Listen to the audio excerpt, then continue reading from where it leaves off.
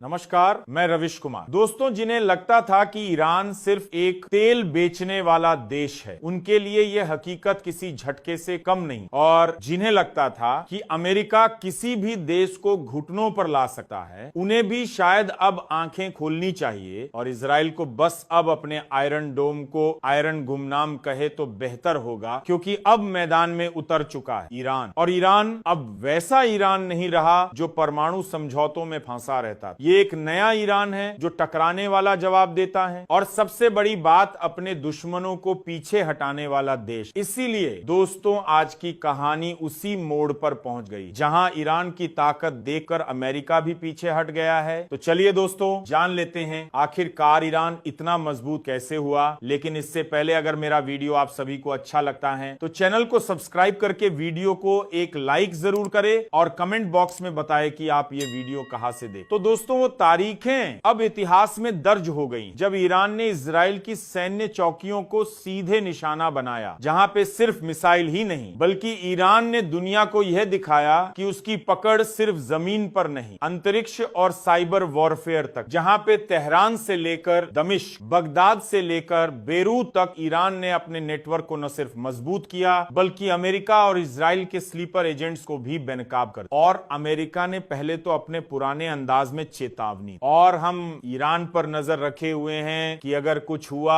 तो अंजाम भुगतना पड़ेगा। लेकिन जब ईरान ने इजराइल के अंदर मौजूद एक एयरबेस को ड्रोन से उड़ा दिया, और जब अमेरिका के जहाज को ओमान की खाड़ी में टारगेट किया गया, तो वॉशिंगटन में हलचल मच गई और कैबिनेट मीटिंग्स बुलाई गई, जहां पे CNN और फॉक्स न्यूज की हेडलाइंस बदल गई। और इसी बीच इजराइल का आयरन डोम बार बार फेल हो रहा था और ईरानी मिसाइलें आकाश में छलांग लगाकर सीधे एयरबेसों को चीर रही। और जब बेंजामिन नेतन्याहू ने जब अमेरिका से मदद मांगी तो व्हाइट हाउस ने कहा हम बातचीत से हल निकालने के पक्ष में हैं। यानी कि अमेरिका ने नेतन्याहू को अकेला छोड़ दिया, जहां पे ईरान ने पिछले 10 सालों में एक साइलेंट क्रांति, और वो क्रांति बुलेट से नहीं, बौद्धिकता और टेक्नोलॉजी से आई, जहां पे परमाणु कार्यक्रम फिर से तेजी से, ड्रोन टेक्नोलॉजी में वो अब तुर्की और चीन को भी टक्कर दे रहा है। साइबर युद्ध में उसने अमेरिका की कई वेबसाइट्स हैक कर दिखाई। और सबसे बड़ी बात, ईरान अब अकेला नहीं, उसके साथ खड़े हैं सीरिया, हिजबुल्लाह, यमन के हूथी, और यहां तक कि रूस और चीन भी उसके पीछे खामोशी से खड़े हैं। जहां पे सिया और मोसाद ने लाख कोशिशें की, लेकिन वो ईरानी कमांडर्स की लोकेशन तक ट्रैक नहीं कर। जहां पे ईरान ने एक नया सिस्टम तैयार किया है जो GPS जैम कर देता है। यानी अब अमेरिकी ड्रोन हवा में घूमते रहते हैं लेकिन उन्हें कोई सही निशाना नहीं लगाता। और 2025 के इस नए दौर में अमेरिका अब सॉफ्ट टोन में बात कर रहा है, और व्हाइट हाउस के प्रवक्ता कहते हैं हम ईरान के साथ तनाव नहीं चाहते, शांति की दिशा में बातचीत होनी चाहिए। और ये वही अमेरिका है जिसने कुछ साल पहले जनरल कासिम सुलेमानी को मार गिराया। लेकिन आज वही अमेरिका ईरान से कह रहा है चलो मिलकर बात कर। जहां पे मिडिल ईस्ट में अब अमेरिका का डंडा नहीं चलती है, वहां ईरान की रणनीति चलती है। जहां पे सऊदी अरब अब तटस्थ भूमिका में है, UAE चुप है, और तुर्की वो भी अब ईरान के साथ सहमति के सुर में बात कर रहा है। और अब अमेरिका को डर है कि ईरान अगर युद्ध को फैलाता है तो पूरा गल्फ जल उठेगा और तेल के दाम आसमान पर जाएंगे, जिससे अमेरिका की आर्थिक हालत डगमगा सकती है। और सबसे बड़ा खतरा,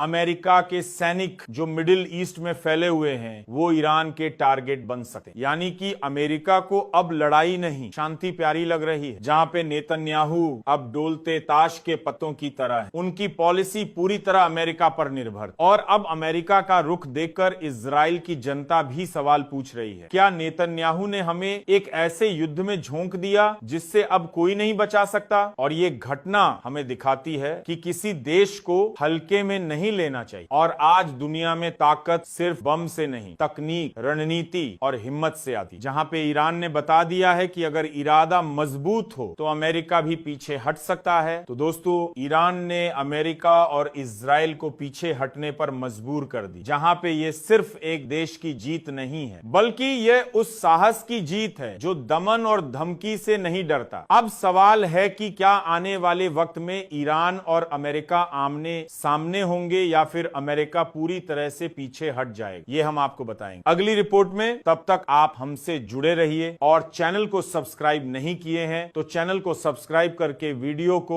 एक लाइक जरूर करें।